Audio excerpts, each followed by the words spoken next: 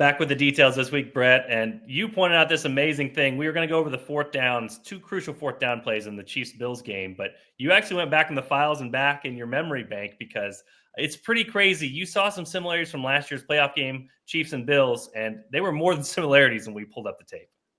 Yeah, it's such a unique design that it just kind of stuck with me. I was like, as I was watching the second quarter of that game on Sunday, the light bulb went off. It was like they ran that exact same play in the fourth quarter of that AFC divisional game, and obviously had a little bit different result, as we'll see.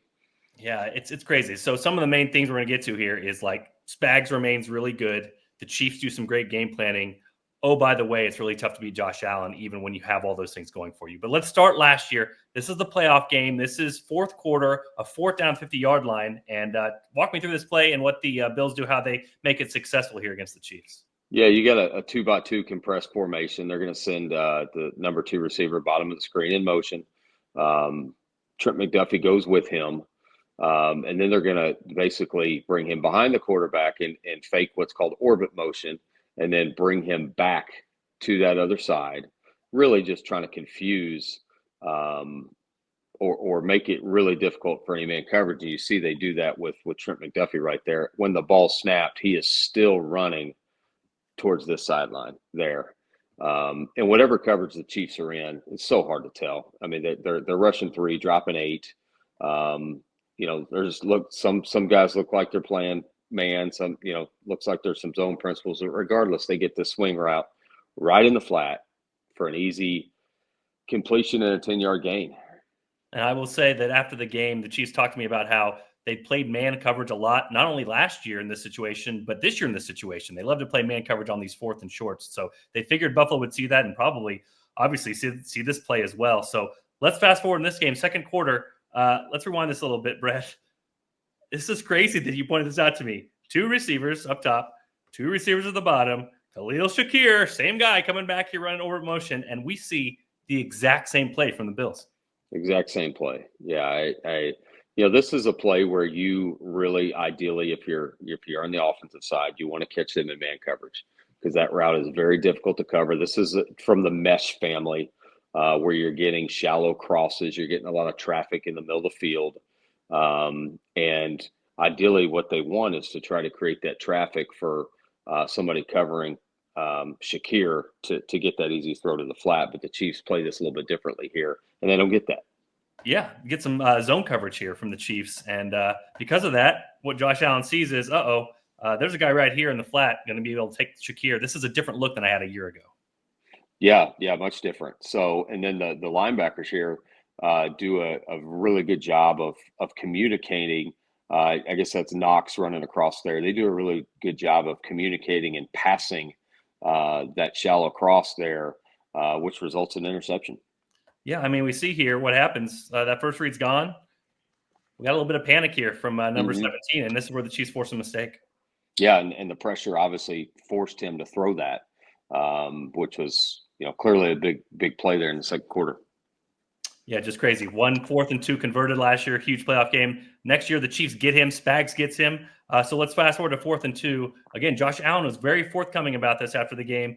He expected the Chiefs here to play man coverage like they normally do in these sorts of situations and man up on these guys. Again, he gets a different look than he's expecting on this all-crucial play, a 4th and 2 in the fourth quarter. Yeah, similar play here, a little bit different formation. You had trips up top. I think they start with 2 backs in the backfield. But 2 receivers to the top, 1 to the bottom. Same thing. They get man coverage. They want that easy throw to the swing there.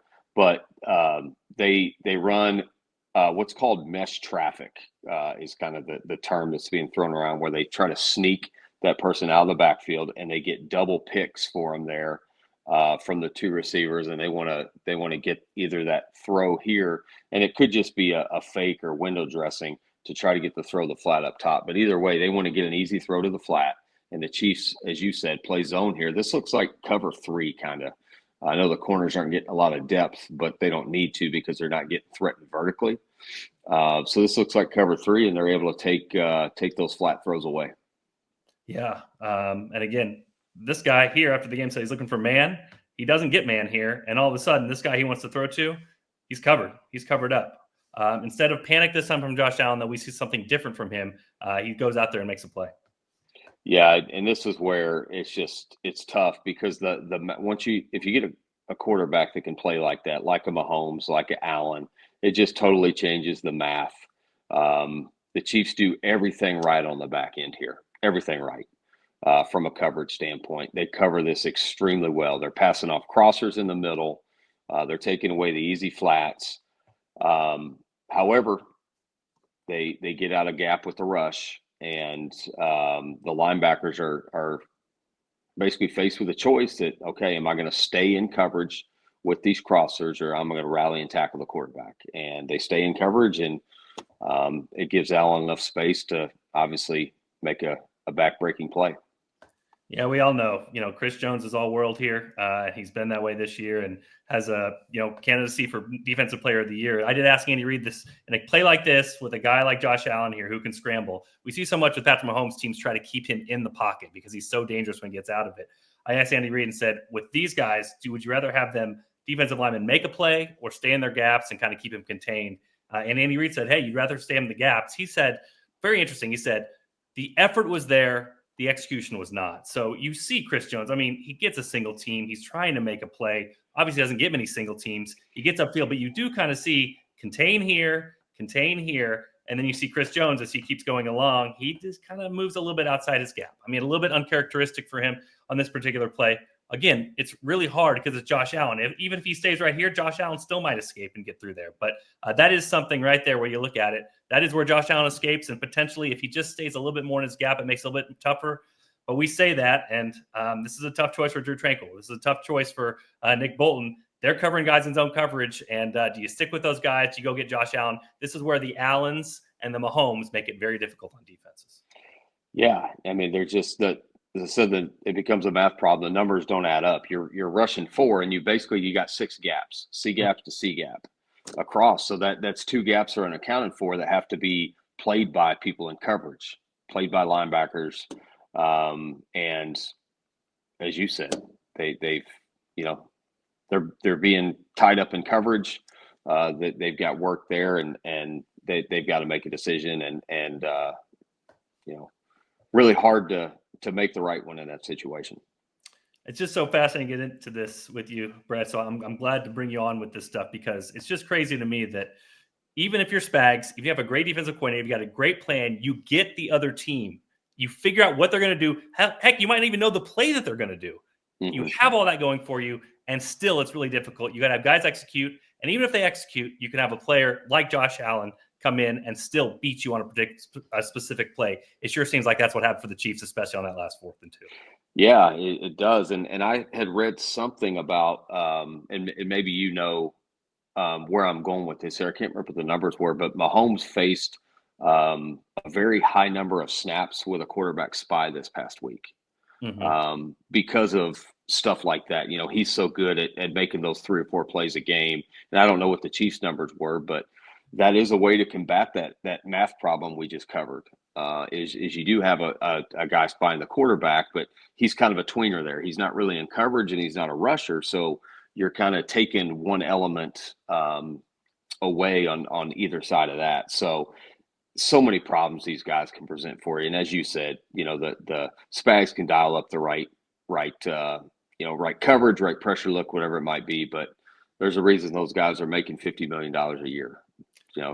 Maybe one guy out of a gap, maybe one guy, a zone defender, not breaking on Josh Allen enough. But again, that's a lot to ask from the Chiefs defense. And it's a lot to ask against an MVP candidate. One of those reasons that this play works out, hey, the other guy's pretty good. I think that's maybe the conclusion you come to after a play like this. Yeah, he's pretty good. And even as good as Chris Jones is, he's going to make a handful of mistakes a game. And, the crux of coaching a player like that, so talented, I know he has a lot of autonomy to kind of line up where he wants, move guys around, say, hey, I think I can get a one-on-one here. I can beat this guy in a 3rd down situation. But, here he is, maybe getting a little bit out of gap. Hard to know for sure, but, probable that he was a big part of that space being what it was for Allen to run through. Also probable the Chiefs and Bills could meet up again later this season. Very probable. Yeah, both those teams are really good.